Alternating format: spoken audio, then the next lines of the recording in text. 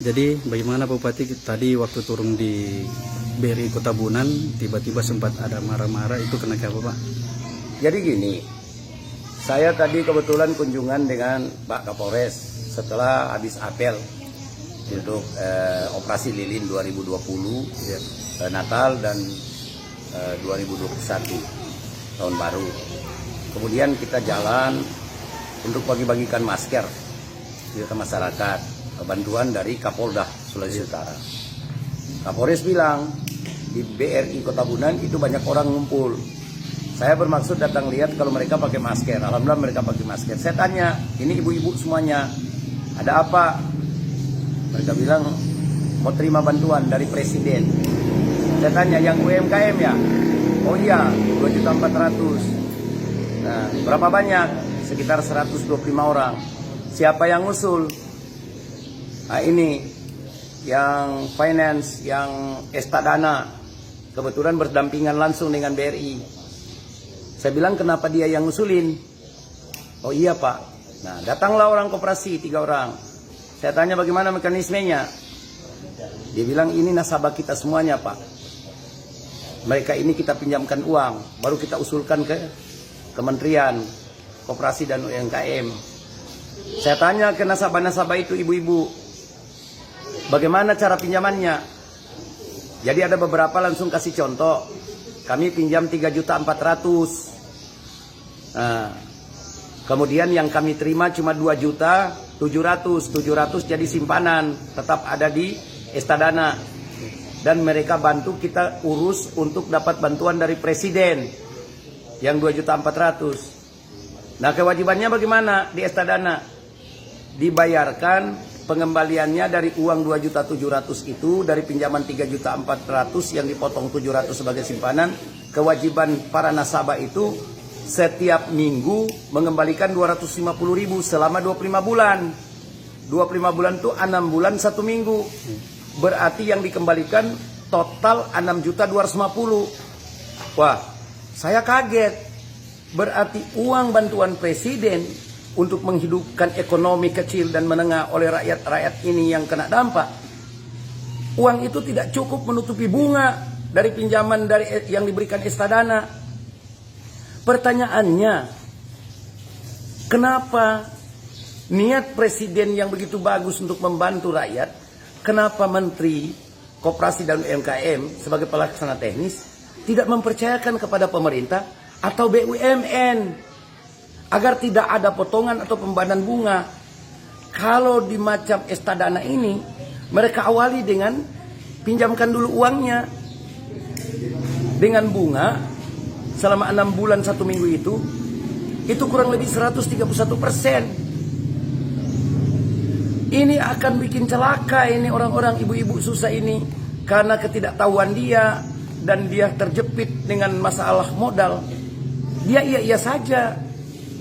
Nah, saya minta Pak Presiden, Bapak itu sayang benar sama rakyat. Saya bupati yang paling setuju ketika Bapak mengambil keputusan itu. Gelontorkan sekian triliun untuk menghidupkan ekonomi lewat UMKM. Karena UMKM itu menampung kurang lebih 80 sampai 90% tenaga kerja. Ini satu cara yang bagus. Tapi pelaksana teknis Presiden, yaitu kementerian, justru tidak melihat dampaknya. Ini kesekian kali para menteri melakukan kesalahan. Terus apa gunanya kita sebagai bupati, wali kota dan gubernur, sebagai perpanjangan tangan daripada pemerintah pusat, perpanjangan tangan dari Presiden? Kami ini kan melaksanakan tugas konkuren. Apakah mereka itu yang di Estadana sebagai finance dengan suku bunga yang tinggi lebih tahu dan lebih sayang rakyat daripada kami? Ini kesalahan fatal untuk kesekian kalinya beberapa menteri yang kadang-kadang membuat satu kebijakan tanpa melihat dampaknya.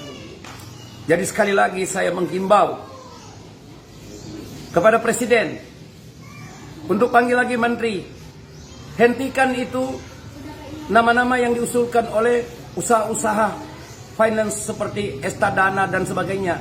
Koperasi-koperasi simpan pinjam dengan bunga yang tinggi. Karena mereka siasati dengan berikan pinjaman dulu.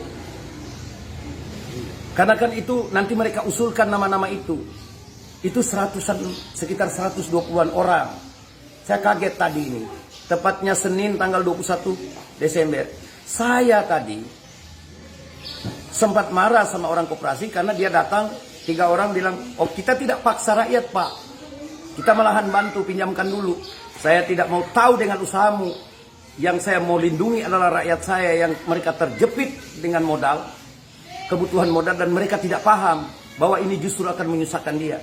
Bayangkan saja, dari pinjaman yang 3.400.000 yang dia pegang untuk dia usahakan itu, untuk modal usahanya cuma 2.700.000, dan kemudian dia wajib mengembalikan 250.000 per minggu selama 25 minggu.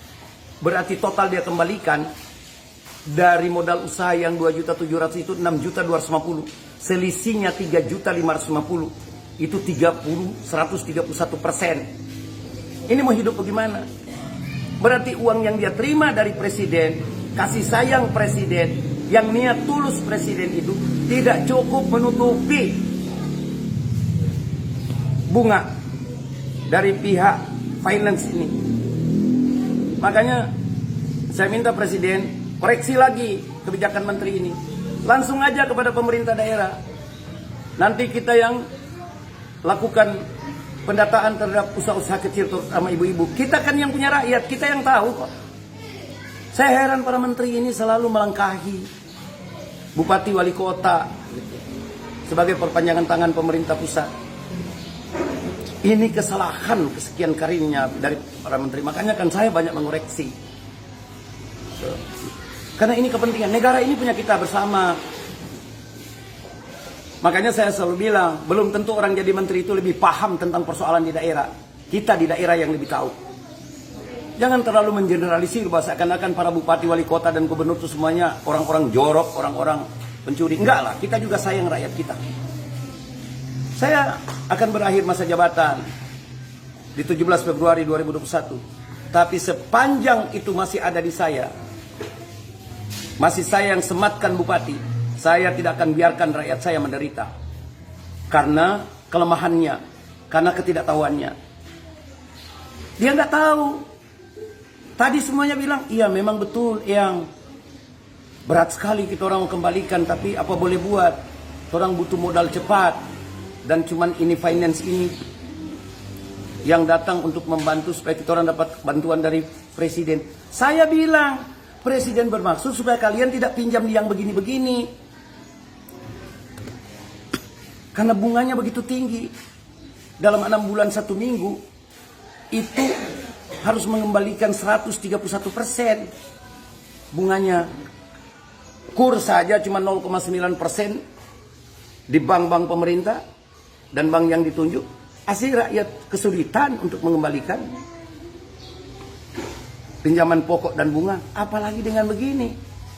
Sekali lagi saya minta presiden, mohon maaf, saya mengagumi Pak Presiden, langkah pikir daripada Pak Presiden mencintai rakyat Indonesia yang dalam kesulitan akibat COVID-19. Jangan nanti ini Bapak mendapatkan laporan-laporan yang baik. Ini contoh, salah satu contoh di Bolak Mongondo Timur. Saya tadi tidak sengaja sebenarnya, kebetulan diajak Kapolres ke situ melihat orang yang pakai masker. Setelah ditanya ternyata menerima bantuan, tapi diurus, difasilitasi oleh finance yang namanya Estadana itu, yang sudah duluan meminjamkan uang ke rakyat dengan bunga yang tinggi.